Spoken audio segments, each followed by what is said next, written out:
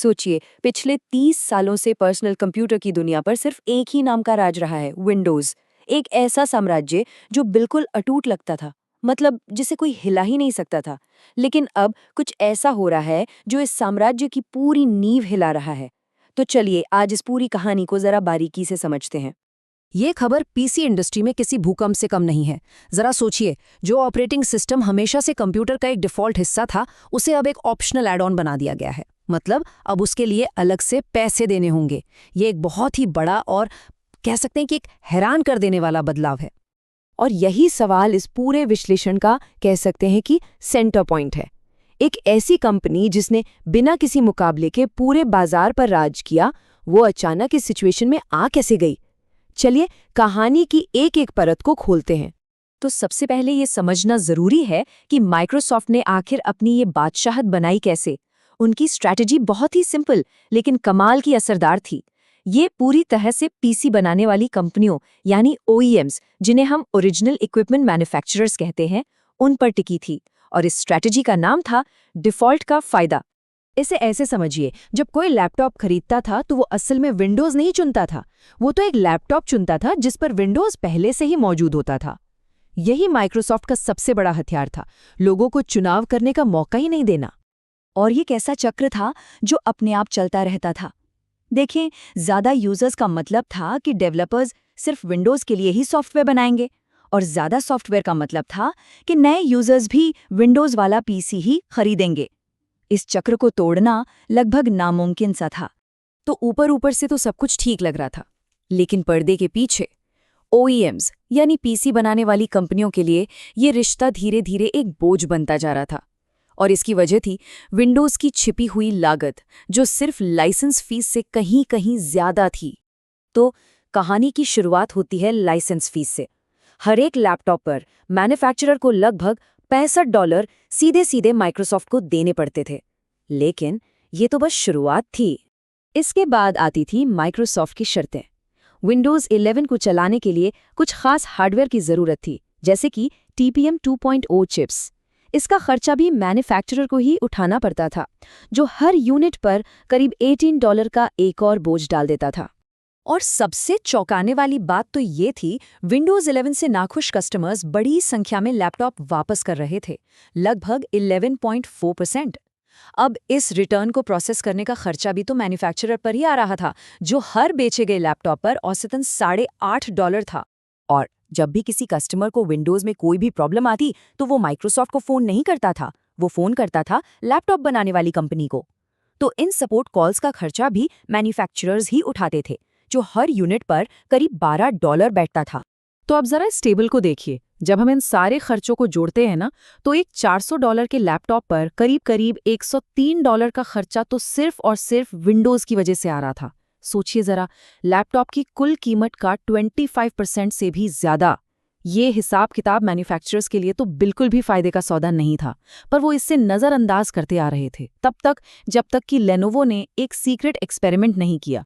और यहीं से कहानी में एक बहुत ही दिलचस्प मोड़ आता है। लेनोवो ने ये देखने का फैसला किया कि भाई, अगर विंडोज को इस इक्वेशन से हटा ही दिया जाए तो क्या होगा। उन्होंने चुना लिनक्स को, जो एक फ्री और ओपन सोर्स ऑपरेटिंग सिस्टम है और अपनी स्पीड और स्टेबिलिटी के लिए जाना जाता है। और जो नतीजे आए वो सच में हैरान करने वाले थे।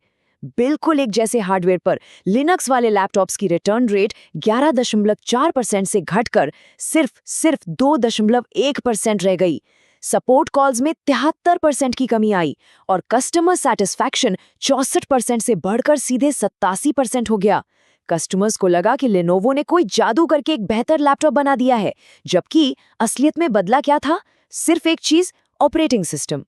लेनोवो के इन नतीजों ने ना पूरी इंडस्ट्री में एक खलबली सी मचा दी।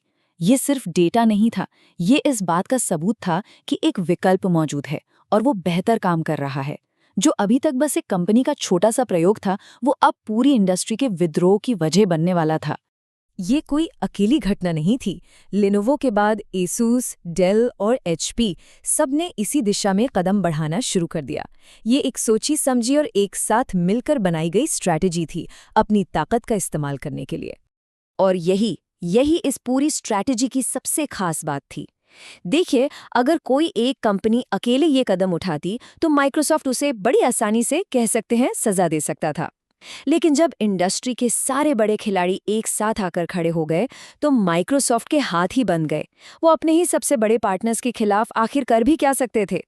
और ये जो OEMs का विद्रोह था, ये माइक्रोसॉफ्ट के लिए इससे बुरे वक्त पर नहीं आ सकता था। ऐसा इसलिए क्योंकि कंपनी पहले से ही 2 बड़े मोर्चों पर मुश्किलों का सामना कर रही थी और ये विद्रोह एक परफेक्ट स्टॉर्म की तरह आया। पहला मोर्चा था उनका अपना ही प्रोडक्ट। विंडोज 11 को लोगों ने ज्यादा पसंद नहीं किया।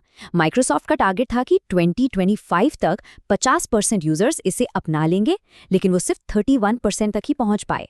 और तो और 40 करोड़ लोग आज भी पुराना अनसपोर्टेड विंडोज 10 इस्तेमाल कर रहे हैं क्योंकि वो विंडोज 11 पर जाना ही नहीं चाहते। दूसरा मोर्चा था AI का। माइक्रोसॉफ्ट ने को-पायलट जैसी AI टेक्नोलॉजी पर अरबों $1 का दांव लगाया, लेकिन ये दांव बुरी तरह से फेल हो रहा था। करोड़ों ऑफिस यूजर्स में से सिर्फ 3 से 5% लोगों ने ही इसे अपनाया। अब इस कम एडॉप्शन के बावजूद कंपनी ने सिर्फ 3 महीनों में AI इंफ्रास्ट्रक्चर पर $37 बिलियन खर्च कर दिए। ये एक ऐसा इन्वेस्टमेंट था जिसका कोई खास रिटर्न नहीं दिख रहा था और जाहिर है निवेशक इससे बहुत चिंतित थे। और जैसे इतना काफी नहीं था, AI की इस जंग में वो पीछे भी हो रहे थे। उनके सबसे बड़े पार्टनर OpenAI के CEO सैम ऑल्टमैन ने खुद एक इंटरनल मेमो में माना कि गूगल का AI जेमिनी उनसे आगे निकल रहा है और अब उन्हें गूगल को पकड़ने के लिए मेहनत करनी होगी। ये एक बहुत बड़ी हार थी। तो इन सब बातों का मतलब क्या निकलता है? मतलब ये है कि PC का मार्केट हमेशा के लिए बदल रहा है। जो पावर पहले सॉफ्टवेयर कंपनियों के हाथ में थी, अब वो धीरे धीरे हार्डवेयर बनाने वालों की तरफ जा रही है। अगर इसे संक्षेप में समझें तो माइक्रोसॉफ्ट का पूरा राज डिफॉल्ट होने पर टिका था। मैन्युफैक्चरर्स ने तंग आकर उस डिफॉल्ट को ही खत्म कर दिया और अब कई दशकों में पहली बार PC ऑपरेटिंग सिस्टम के लिए एक खुली कंपटीशन का मैदान तैयार है। और यही वो सबसे बड़ा सवाल है जिसका जवाब हमें आने वाले वक्त में मिलेगा। क्या माइक्रोसॉफ्ट बिना डिफ़ॉल्ट के फायदे के सिर्फ अपने प्रोडक्ट की क्वालिटी के दम पर बाजार में टिक पाएगा? इसका जवाब ही पर्सनल कंप्यूटर का भविष्य तय करेगा।